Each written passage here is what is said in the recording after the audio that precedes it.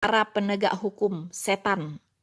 Nah, kemudian dia menuliskan di situ Quran 9 ayat 29, At-Taubah 9 ayat 29. Nanti kita lihat apa isinya At-Taubah 9 ayat 29 yang mendasari dari tindakan bom bunuh diri ini oleh pelaku.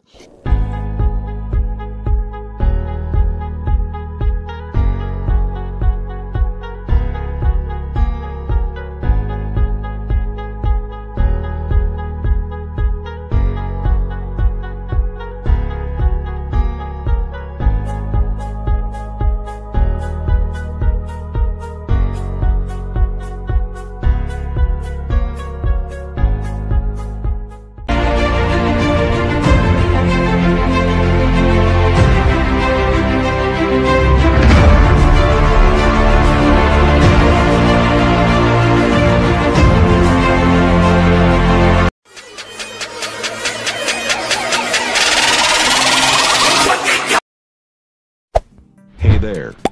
Subscribe to my channel. And also press this bell icon.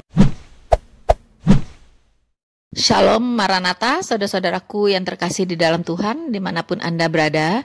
Bertemu kembali dengan saya Rina Solihin dalam channel Rina Menjawab. Teman-teman, kita baru saja dihebohkan berbagai peristiwa ya teman-teman. Setelah dahsyatnya gempa Cianjur, kemudian juga bom bunuh diri meledak ya pada tanggal 6 Desember 2022 di Bandung ya. Tepatnya di Polsek Astana Anyar, Kota Bandung, teman-teman. Ya, di mana seorang teroris yang sudah diketahui identitasnya yaitu Agus Sujatno atau Agus Muslim ya, biasa disebut Agus Muslim, 34 tahun. Dia ini meledakkan diri di tengah-tengah apel dari kepolisian di Polsek Astana Anyar, sehingga menyebabkan satu polisi meninggal dan yang lainnya masih melakukan perawatan. Ada yang luka ringan, ada yang luka berat. Sementara si pelaku sendiri ini sudah buyar ya, tubuhnya sudah kemana-mana, kakinya kemana, tangannya kemana, ya badannya kemana, teman-teman. Kalau dilihat dari fotonya, itu dia menggunakan bom ransel ya, karena yang berlobang itu dari punggungnya, teman-teman ya, punggungnya berlobang, tercabik-cabik. Nah, kita tidak tahu isi kepala orang ini, ya, apa isi kepalanya, teman-teman. Tapi dari informasi yang kita dapatkan, dia ini meledakkan diri dalam rangka protes terhadap rancangan undang-undang KUHP yang baru, teman-teman. Ya, dan pada hari itu juga sedang diadakan demo besar-besaran ya. Kalau di Bandung itu di Gedung Sate, di Gedung Sate itu sedang dilakukan demo besar-besaran menolak rancangan undang-undang ini. Dalam waktu yang bersamaan, Agus Muslim ini meledakkan diri di Polsek Astana Anyar. Saudara-saudaraku yang terkasih di dalam Tuhan, kita melihat dari foto di mana motor dari pelaku ini ya, yang ditinggalkan berwarna biru. Saya tidak tahu merek motornya apa, tetapi di depannya itu ada secarik kertas putih. Itu bertuliskan KUHP hukum katanya. Itu syirik garing kafir ya, garis miring kafir, syirik garis miring kafir, perangi katanya ya, para penegak hukum setan. Nah, kemudian dia menuliskan di situ Quran 9 ayat 29 ya. Ini adalah At-Taubah ya, At-Taubah 9 ayat 29. Nah, nanti kita lihat apa isinya At-Taubah 9 ayat 29 yang mendasari dari tindakan bom bunuh diri ini oleh pelaku. Kemudian di dekat kaca motor, di bagian stang teman-teman di tengah-tengah, itu ada di situ tulisan yang merupakan ikonnya ISIS ya. Jadi jelas pelaku ini terafiliasi dengan ISIS.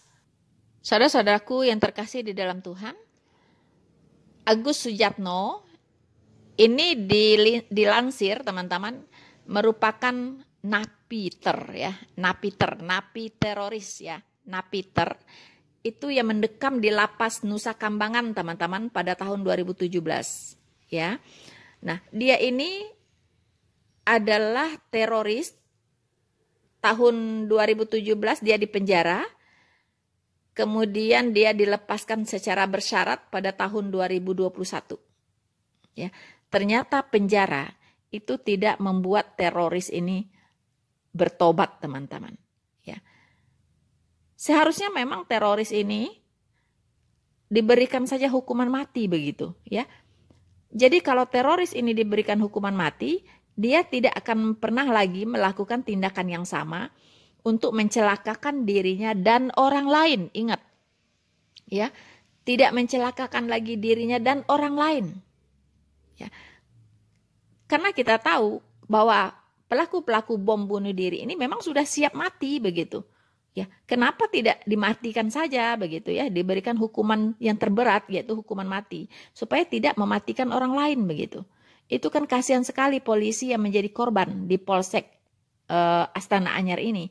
Ya, istrinya sangat-sangat terguncang sekali ya, meninggalkan seorang istri dan 3 orang anak, bayangkan teman-teman. Ya, ini adalah korban dari si bomber ini. Begitu. Jadi kalau saya pribadi, ya saya lebih setuju dihukum mati saja ya. Khusus para teroris-teroris ini karena tidak akan pernah bertobat. Kalau ideologi itu susah teman-teman diubah. Kalau ideologi ya, ideologi yang sudah cuci otak seperti itu susah untuk diharapkan untuk mereka untuk bertobat. Mereka bisa jadi pura-pura bertobat teman-teman, tapi nanti pas ada kesempatan lagi itu mereka akan melakukan kembali. Begitu. Ya mungkin adalah 1-2 orang yang bertobat, tapi kita kan tidak tahu isi kepalanya teman-teman. Harusnya hukum itu bisa bertindak tegas untuk terpidana teroris. Ya, karena ini tidak hanya mencelakakan dirinya, tetapi juga mencelakakan orang lain, orang-orang yang tidak bersalah di sekitar itu, di mana dia meledakkan diri. Ya, bahkan seorang ibu-ibu yang sedang lewat saja pun itu bisa kena teman-teman. Ya, bisa jadi korban. Untung tidak meninggal ya, tapi masih dirawat teman-teman. Kita tidak tahu bagaimana ibu ini nasibnya. Ya, tetapi hanya karena lewat saja di depan itu. Kemudian dia mungkin kena serpihan bom mungkin. Saya tidak tahu persis ya. Nah, teman-teman. Jadi harus dihukum mati, teman-teman. Hey there. Subscribe to my channel. And also press this bell icon. Saudara-saudaraku yang terkasih di dalam Tuhan, tadi saya sudah mengatakan bahwa bomber ini melakukan peledakan ya, meledakkan diri itu karena protes dengan rancangan undang-undang yang baru, RKUHP ya, rancangan Kitab Undang-Undang Hukum Pidana oleh DPR RI yang disahkan teman-teman tanggal 6 Desember 2022. Teman-teman. Nah, dia protes dan dia meledakkan diri. Tetapi banyak orang lain juga protes, tetapi tidak melakukan hal yang bodoh seperti itu, teman-teman. Ya, cukup berdemolah, ya. Silahkan berdemo di depan kantor DPR dan banyak orang pun melakukan itu, gitu.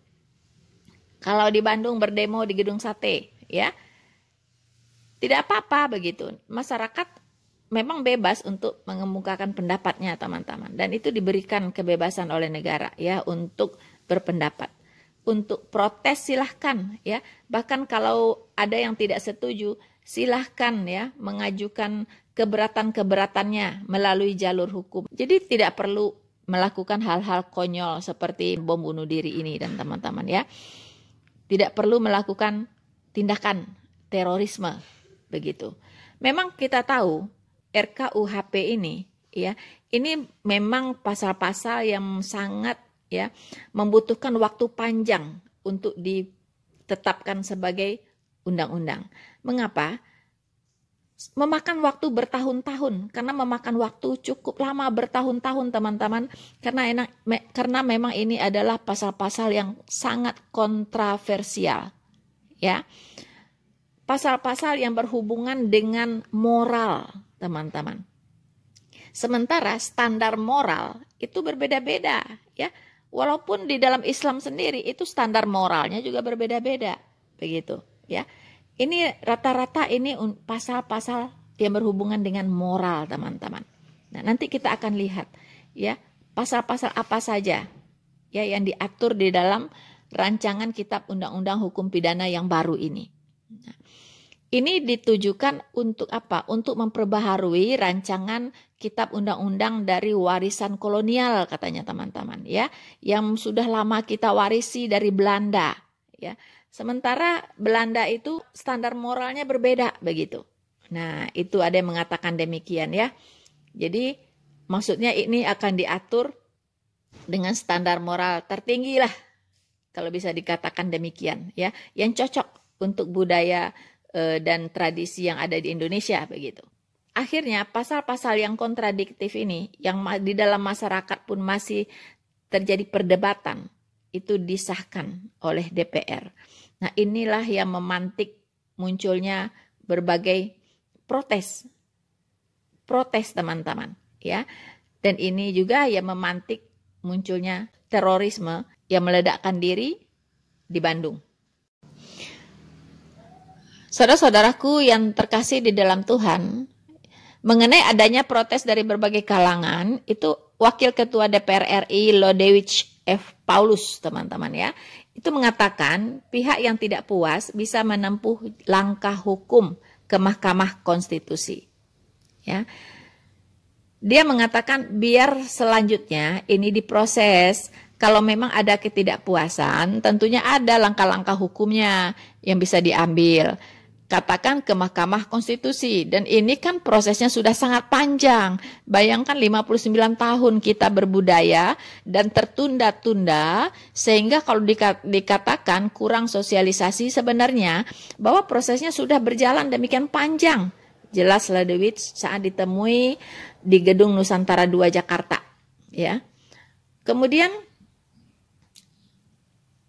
Lodewijk juga menyampaikan undang-undang KUHP, ya, yang baru saja disahkan ini, katanya lebih sesuai dengan budaya dan hukum di Indonesia dibandingkan dengan yang sebelumnya yang merupakan turunan dari kolonial Belanda, teman-teman, ya. Jadi undang-undang ini itu berbasiskan kondisi keindonesiaan, gitu, ya. Nah, karena undang-undang yang kita anut selama ini adalah undang-undang yang masih menganut undang-undang yang disampaikan oleh Hindia Belanda yang sudah demikian lama, perjalanannya panjang, ya. Atau mungkin sudah 7 presiden katanya yang melewati ini. Kemudian 13 menteri hukum dan HAM yang menangani. Belum selesai-selesai juga. Nah, barulah ini, ya. Di Desember 2022 ini, undang-undang ini akhirnya disahkan. Akhirnya diketuk palu, teman-teman. Nah, sekarang kita akan melihat seperti apa sih rancangan dari Kitab Undang-Undang Hukum Pidana yang baru ini. Karena saya percaya banyak sekali rakyat Indonesia yang tidak tahu apa sih gitu, sampai seheboh ini, isinya apa sih yang diatur, begitu kan. Nah, untuk membantu teman-teman dan saudara-saudaraku dimanapun Anda berada, kita akan melihat ada 14 poin yang diatur, ya, secara spesifik di rancangan Kitab Undang-Undang Hukum Pidana kita yang baru ini, teman-teman.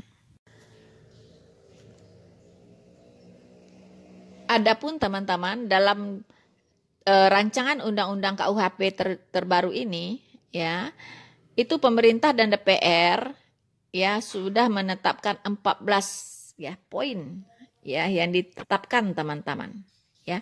1, hukum adat, ya. Itu ada di pasal 2. Kemudian kedua, pidana mati. Ada di pasal 11. Ketiga, penyerangan harkat dan martabat presiden dan wakil presiden. Ada di pasal 218. Keempat, tindak pidana karena memiliki kekuatan gaib. Itu pasal 252. Kemudian kelima, unggas dan ternak merusak kebun yang ditanami benih. Itu pasal 278 dan 279. Yang keenam, penghinaan terhadap pengadilan. Itu pasal 281. Ketujuh, penodaan agama. Wow, masih ada nih, ya, penodaan agama. pasal 304. 8. Penganiayaan hewan, pasal 342. 9. Alat pencegah kehamilan dan pengguguran kandungan, pasal 414 sampai 416. Yang ke-10, penggelandangan, pasal 431. Yang ke-11, aborsi, pasal 469 sampai 471. Yang ke-12, perzinahan, pasal 417. Yang ke-13, kohabitasi atau kumpul kebo, itu pasal 418. Yang ke-14, perkosaan, pasal 479, teman-teman. Ya, jadi inilah yang diatur ya di dalam rancangan undang-undang KUHP tersebut. Seperti apa penjelasannya? Saya menghimbau teman-teman untuk membaca pasal demi pasal ya dari 14 poin tadi, teman-teman. Ya.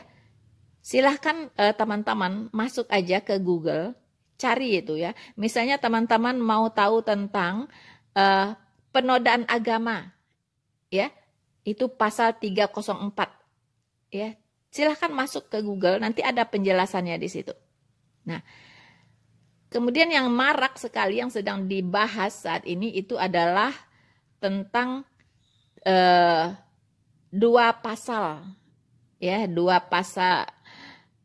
pasal yang booming ya, yaitu perzinahan pasal 471 pasal 17 ya, yaitu tentang perzinahan pasal 417, kemudian pasal kohabitasi pasal 418. Ya, kalau yang lain-lain belum begitu booming ya, belum begitu viral dibahas, teman-teman. Ya, tapi saya melihat itu yang paling krusial dibahas yaitu pasal 417 dan pasal 418. Nah, apa itu? Yaitu tentang perzinahan dan kumpul kebo, ya kan? 417 itu tentang perzinahan, 418 itu tentang kohabitasi atau kumpul kebo, teman-teman. Ya, yang memang sebelumnya ini belum ada ya di rancangan undang-undang KUHP kita yang lama, belum ada, ya. Kemudian tentang pemerkosaan ada, tapi di 479 mungkin lebih spesifik ya. So, saudara-saudaraku yang terkasih di dalam Tuhan, pertanyaan saya adalah, dari 1 sampai 14, itu sebagian besar pasal-pasal ini mengatur tentang moral. Ya, tentang moral. Nah, pertanyaan saya, ini standar moral yang dipakai itu standar moral mana? Ya kan? Ajaran apa yang dipakai, yang dijadikan sebagai standar moral? Karena standar moral Islam dengan standar moral Kristen itu sangat berbeda, teman-teman. Nah, ini standar moral mana yang dipakai, yang menjadi patokan? Sementara kita di Indonesia ini kan kita terdiri dari begitu banyak agama dan kepercayaan, ya. Nah, sekarang standar moral mana yang mau dipakai gitu? Tentunya seharusnya yang dipakai adalah standar moral tertinggi. Ya, standar moral tertinggi. Ya. Karena sekarang yang pembahasan yang paling booming adalah pasal 417 dan 418, yaitu tentang perzinahan dan kumpul kebo. Ya. Nah, sekarang kita lihat apa isinya, teman-teman. Hey there. Subscribe to my channel. And also press this bell icon. Sejumlah pasal masih menuai pro kontra, diantaranya pasal mengenai penghinaan terhadap pemerintah, kemudian makar, penghinaan harkat dan martabat presiden, pidana mati hingga tadi sebelumnya penambahan pasal rekayasa kasus. Tapi saya tidak akan membahas hal itu karena nanti akan dikupas lebih dalam bersama rekan saya Eva Yunizar dalam dialog dengan pakar. Yang akan saya soroti justru terkait munculnya pasal-pasal baru yang mengatur hukum yang hidup dalam masyarakat atau living law. Yang pertama, salah satunya adalah terkait aturan pidana bagi orang yang membuat prank. Nah, ini untuk YouTuber atau yang mengklaim dirinya sebagai influencer, hati-hati. Aturan pidana ini diatur dalam pasal 331 RKUHP yang berbunyi, setiap orang yang di tempat umum melakukan kenakalan terhadap orang atau barang yang dapat menimbulkan bahaya, kerugian, atau kesusahan dipidana dengan pidana denda paling banyak kategori 2. Nah, dalam penjelasan pasal 331 RKUHP ini diberi sedikit ilustrasi yang dimaksud dengan kenakalan itu adalah seperti contohnya vandalisme alias coret-coret di tembok. Jadi hati-hati di jalan ya. Berapa denda kategori itu? Dalam pasal 79 ayat 1 dijelaskan bahwa yang termasuk dalam kategori 2 denda ditetapkan berdasarkan kategori 2 ini sebesar 10 juta rupiah. Jadi bagi Anda yang kedapatan nanti mencoret-coret tembok, siap-siap mendapatkan pidana. Kemudian selanjutnya, RKUHP juga melarang siapapun untuk berisik pada malam hari hingga mengganggu tetangga. Bila tetangga Anda tidak terima, ia bisa melaporkan Anda ke polisi. Jadi hal ini diatur dalam bab gangguan terhadap ketentraman lingkungan dan juga rapat umum. Ini tercantum dalam pasal 265 RKUHP, dipidana dengan pidana denda paling banyak kategori 2, dan setiap orang yang mengganggu ketentraman lingkungan dengan membuat hingar-bingar atau berisik tetangga pada malam, atau membuat seruan atau tanda-tanda bahaya palsu. Ini apakah termasuk dengan pengamen gaban nggak ya, yang speakernya segede-gede, yang sering lewat dan dengan musik yang cukup keras itu. Dan kita akan lihat ancaman pidana selanjutnya, yaitu yang muncul yang baru adalah terkait hubungan seks di luar pernikahan. Jika saat ini tidak dilarang, nah dalam RKUHP, seks di luar pernikahan diancam penjara 1 tahun penjara. Ya, setiap orang yang melakukan persetubuhan dengan orang yang bukan suami atau istrinya dipidana karena perzinahan dengan pidana penjara paling lama 1 tahun atau pidana denda paling banyak dengan kategori 2 seperti yang sudah saya sebutkan tadi. Demikian bunyi dari pasal 413 ayat 1 RKUHP. Namun pasal ini baru berlaku apabila ada aduan dari suami atau istri bagi orang yang terikat perkawinan atau dari orang tua dan anaknya yang tidak terikat perkawinan. Dan pengaduan ini dapat ditarik kembali selama pemeriksaan di sidang pengadilan belum dimulai. Kemudian selanjutnya, ini juga masih terkait seks di luar nikah. Sekarang ini ramai istilah kohabitasi. Apa itu? Kalau istilah awamnya adalah kumpul kebo. Jadi negara kita ini sekarang mengatur pasangan yang tinggal serumah tanpa ikatan pernikahan. Setiap orang yang melakukan hidup bersama sebagai suami istri di luar perkawinan dipidana dengan pidana penjara paling lama 6 bulan atau denda paling banyak kategori 2. Ini tercantum dalam pasal 414 ayat 1 RKUHP. Sama dengan juga pasal seks di luar pernikahan. Untuk mempidanakan pelaku kumpul kebo harus ada delik aduan ya dari sang suami atau istri atau orang tua dan anaknya. Dan tentunya RKUHP ini akan menggusur KUHP warisan penjajah Belanda, Wetboek van Starverk. Saat Belanda menjajah kita, Wetboek van Starverk itu menggusur seluruh hukum yang ada di Nusantara dari hukum adat hingga hukum pidana agama. Hey there. Subscribe to my channel. And also press this bell icon. Saudara-saudaraku yang terkasih di dalam Tuhan.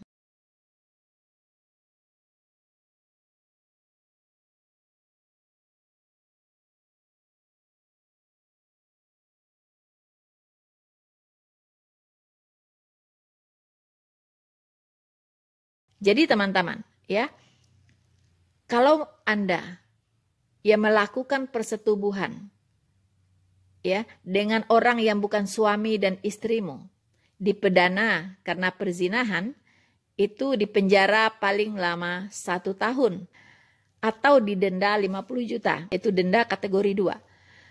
Sementara dalam pasal 419 ya, kalau engkau melakukan hidup bersama atau semen leven atau kumpul kebo ya sebagai suami istri di luar perkawinan, itu dipidana dengan penjara paling lama 6 bulan ya, atau dikenakan denda kategori 2 yaitu 50 juta. Pertanyaannya adalah, bukankah orang kumpul kebo itu perzinaannya lebih intensif? Ya kan? Lebih intensif. Mereka hidup bersama. Sebagaimana hidup suami istri. Melakukan perzinahan bisa setiap hari, bisa setiap jam, bisa setiap menit. Ya, itu hukumannya lebih ringan daripada orang yang melakukan persetubuhan mungkin sewaktu-waktu, ya, dengan yang bukan pasangannya, itu didenda paling lama 1 tahun. Dendanya sama dengan yang 7-Eleven. Sepertinya ada yang tidak beres ya dengan rancangan undang-undang ini. Begitu. Harusnya kumpul kebo ini itu hukumannya jauh lebih berat daripada berzina sewaktu-waktu. Begitu. Karena kumpul kebo ini berzinanya bisa lebih intensif gitu. Iya kan? Namanya juga kumpul kebo, tinggal serumah. Kapanpun dia bisa berzina. Teman-teman. Saudara-saudaraku yang terkasih di dalam Tuhan. Dalam ayat di pasal 417 yang mengatur soal perzinahan, di ayat 1-nya, itu disebutkan setiap orang yang melakukan persetubuhan dengan orang yang bukan suami atau istrinya dipidana karena perzinaan dengan pidana penjara paling lama 1 tahun atau denda kategori 2, teman-teman. Ya. Sementara dalam ayat 1 pasal 419 yang mengatur soal kohabitasi atau 7-Eleven atau kumpul kebo, itu disebutkan bahwa setiap orang yang melakukan hidup bersama sebagai suami istri di luar perkawinan pidana dengan penjara, di luar perkawinan dipidana dengan penjara paling lama 6 bulan atau pidana denda paling banyak kategori 2. Denda dengan kategori yang dimaksud berjumlah sekitar 50 juta. Jadi teman-teman, ya, kalau Anda yang melakukan persetubuhan ya dengan orang yang bukan suami dan istrimu, dipidana karena perzinahan, itu dipenjara paling lama 1 tahun, didenda 50 juta. Ya. Atau didenda 50 juta. Atau didenda 50 juta, yaitu denda kategori 2. Sementara dalam pasal 419 ya, kalau engkau melakukan hidup bersama atau 7-Eleven atau kumpul kebo ya, sebagai suami istri di luar perkawinan, itu dipidana dengan penjara paling lama 6 bulan. Ya, atau dikenakan denda kategori 2 yaitu 50 juta. Pertanyaannya adalah, bukankah orang kumpul kebo itu perzinaannya lebih intensif? Ya kan? Lebih intensif. Mereka hidup bersama. Sebagaimana hidup suami istri. Melakukan perzinahan bisa setiap hari, bisa setiap jam, bisa setiap menit. Ya, itu hukumannya lebih ringan daripada orang yang melakukan persetubuhan mungkin sewaktu-waktu ya dengan yang bukan pasangannya, itu didenda paling lama 1 tahun. Dendanya sama dengan yang 7-Eleven. Sepertinya ada yang tidak beres ya dengan rancangan undang-undang ini. Begitu. Harusnya kumpul kebo ini itu hukumannya jauh lebih berat daripada berzina sewaktu-waktu. Begitu.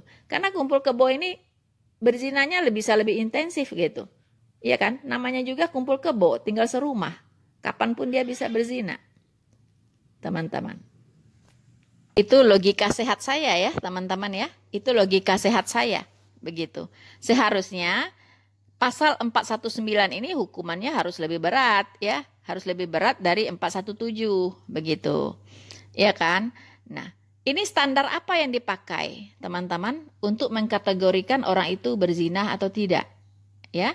Nah, kalau misalnya memakai standar moral tertinggi, ya, itu berzina itu harus spesifik lagi, harus didefinisikan lagi, teman-teman. Ya kan? Nah, apa itu? Kalau kita kembali ke Alkitab, ya kan? Itu pengajaran kekristenan. Itu sangat jelas, ya. Berzina itu itu tidak hanya sekedar melakukan hubungan badan, ya, mendekati perilaku yang mendekati ke sana saja itu sudah berzina. Kita bisa lihat di Matius 5 ayat 27 sampai 29, teman-teman. Tuhan Yesus berkata, "Kamu telah mendengar firman, jangan berzina. Tetapi aku berkata kepadamu, setiap orang yang memandang perempuan serta menginginkannya, itu sudah berzina dengan dia di dalam hatinya. Maka jika matamu yang kanan menyesatkan engkau, congkellah dan buanglah itu. Karena lebih baik bagimu jika satu dari anggota tubuhmu binasa, daripada tubuhmu dengan utuh dicampakkan ke dalam neraka." Jadi teman-teman, pasal zina di dalam Alkitab, yaitu Matius 5, ya, ayat 27 sampai 29, itu mengatur tentang perzinahan, ya. Berzina di dalam hati, ya. Itu sudah dicampakkan ke dalam neraka, teman-teman. Ya kan? Berzina di dalam hati, baru memandang perempuan, ngedip-ngedip nafsu ngelihat perempuan, itu ya sudah berzina. Begitu. Iya kan? Nah, kemudian bagi orang yang sudah menikah, ya kan? Nah, itu diatur juga, ya. Di Matius 19, Markus 10, Lukas 16 ayat 18, ya. Setiap orang yang menceraikan istrinya lalu kawin dengan perempuan lain, ia berbuat zina. Dan barang siapa kawin dengan perempuan yang diceraikan suaminya, ia berbuat zina. Nah, teman-teman, ya. Jadi kalau di Kristen standar moralnya jauh lebih tinggi, ya. Jadi zina itu tidak hanya dalam konsep melakukan hubungan badan, ya, tetapi ada diatur, ya, diatur, teman-teman, ya. Bahkan orang-orang yang sudah bercerai, baik suami maupun istri, lalu kawin menikah lagi, itu dia berbuat zina. Artinya, kalau pasal dari Alkitab ini diterapkan, maka itu poligami itu tidak boleh ada. Ya, mengapa? Karena logikanya begini, sebelum orang berpoligami, pasti dia akan melakukan dulu perselingkuhan. Ya kan? Nah, sekarang dalam rancangan undang-undang ini, perselingkuhan itu boleh dikenakan pasal. Begitu. Ya. Tidak ada orang ingin menikah lagi ujuk-ujuk nabet satu perempuan, saya mau menikah dong dengan kamu. Bukan begitu kan? Pasti terjadi dulu esek-esek di belakangnya, ya kan? Terjadi dulu mungkin pacaran diam-diam berselingkuh di belakang istrinya, baru kemudian dia putuskan menikah dengan wanita ini, ya kan? Jadi proses sebelum berpoligami itu pasti berselingkuh dulu. Itu logika sehatnya seperti itu dan faktanya memang seperti itu, begitu. Jadi main-main mata dulu, ada chemistry dulu di belakangnya, sebelumnya ada hubungan spesial dulu sebelum dia berpoligami. Nah, itu sudah kena pasal, ya. Kalau si istrinya tahu suaminya berselingkuh, nah itu dia bisa adukan. Nah, karena kita lihat di pasal perzinahan itu, ya teman-teman, itu boleh diadukan oleh istrinya, oleh anaknya, oleh orang tuanya, ya. Itu boleh diadukan. Tetapi yang kita tahu bahwa telolis ini, ya, itu meninggalkan catatan di motornya. Dia menuliskan di situ surat At-Taubah ayat 29. Di situ dikatakan, perangilah orang-orang yang tidak beriman kepada Allah dan hari kemudian. Mereka yang tidak mengharamkan apa yang telah diharamkan Allah dan Rasul-Nya. Dan mereka yang tidak beragama dengan agama yang benar atau agama Allah. Yaitu orang-orang yang telah diberikan kitab. Sehingga mereka membayar jizyah atau pajak dengan patuh. Sedang mereka dalam keadaan tunduk. Ya, jadi memang dari keyakinan dari telolis ini, teman-teman, dia pegangannya adalah At-Taubah ayat 29, ya, surat 9 ayat 29, yang memerintahkannya untuk memerangi, ya, orang-orang yang tidak beriman kepada Allah. Nah, yang diperangi itu siapa? Itu muslim-muslim juga gitu. Polisi-polisi itu banyak yang muslim di sana. Mungkin yang meninggal itu pun masih muslim, teman-teman, ya. Lalu mengapa mereka yang harus jadi korban, begitu kan? Nah, apakah mereka ini bukan orang-orang yang beragama dengan agama yang benar? Nah, itulah pandangan dari ISIS, ya. Kalau di luar mereka, di luar kelompok mereka, itu namanya togut. ya kan? Itu namanya orang-orang kafir, ya. Bukan orang-orang yang non-muslim saja yang dianggap kafir, tapi muslim-muslim yang lain yang tidak sealiran dengan mereka itu juga dikatakan orang-orang kafir, ya kan? Kalau orang-orang Kristen sudah jelas, ya. Karena di sini dikatakan orang-orang yang tidak beragama dengan agama yang benar atau agama Allah dalam kurung, yaitu orang-orang yang telah diberikan kitab, ya kan? Mungkin Alkitab maksudnya di sini. Siapa itu? Ya orang-orang non-muslim, orang Kristen gitu. Nah, itu harus diperangi. Nah, teman-teman. Jadi, inilah pemahaman dari orang-orang radikal, ya. Orang-orang teroris ini, kelompok-kelompok garis keras ini. Kenapa terus saja terjadi kekacauan, ya. Teroris, bom bunuh diri. Karena apa? Karena ini pegangan mereka gitu, teman-teman. Terus bagaimana caranya menghabisi orang-orang teroris ini? Ya tidak bisa. Sampai ke akhir zaman pun tidak akan bisa. Sampai kiamat pun tidak bisa, teman-teman.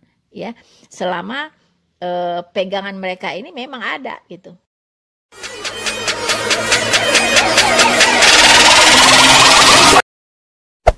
Hey there.